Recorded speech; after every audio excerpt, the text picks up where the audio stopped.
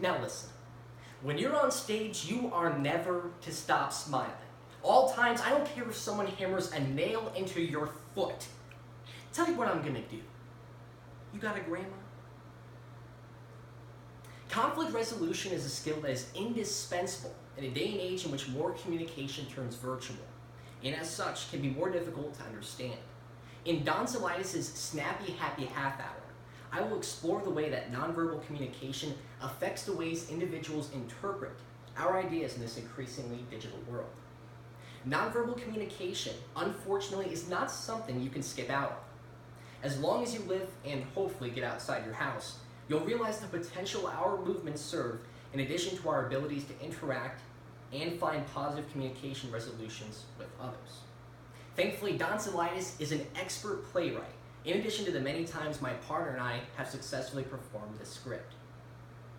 While we're here, let's take a moment to review what exactly it is we're going to learn today in the next few minutes. First, I'm going to cover nonverbal communication and its effects on how others perceive us.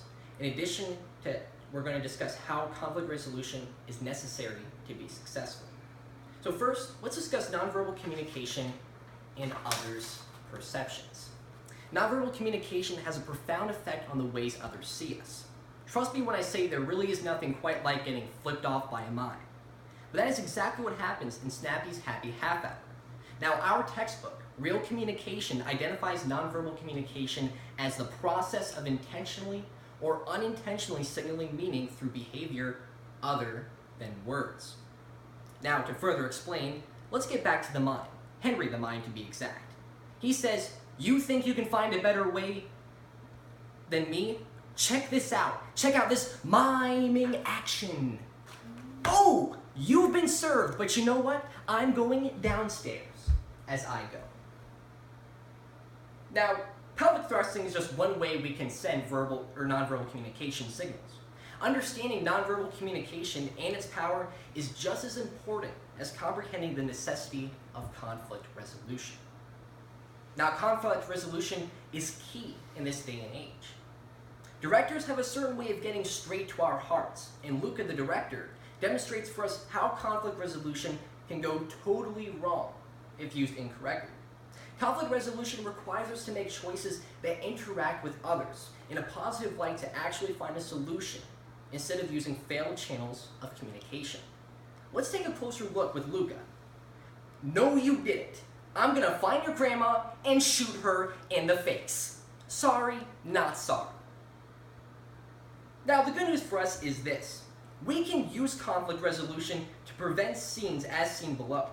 Now, Luca perhaps could have used her nonverbal communication as with a bit higher tone, and of course, softer words to de-escalate the situation in which Luca called a child's name out on TV and threatened to basically kill his grandma. Now, regardless of your ethics, there is a problem here, and these situations can be removed and smoothed out with proper conflict resolution. So finally, with understanding nonverbal communication and the power of conflict resolution, it's time to consider the big picture. During our short time here, we took the opportunity to better understand nonverbal communication and how it affects the ideas we communicate. Additionally, we took the opportunity to look at conflict resolution and its importance in our modern age.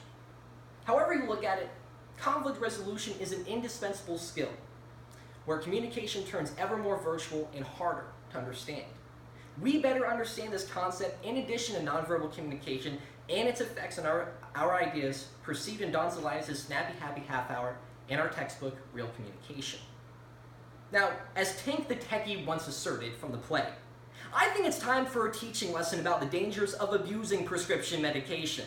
You see, kids, you might think it's okay to take 3 or 4 times the recommended dosage of your prescriptions to silence the demons that live under your head. But that doesn't make it any better. That only pisses them off even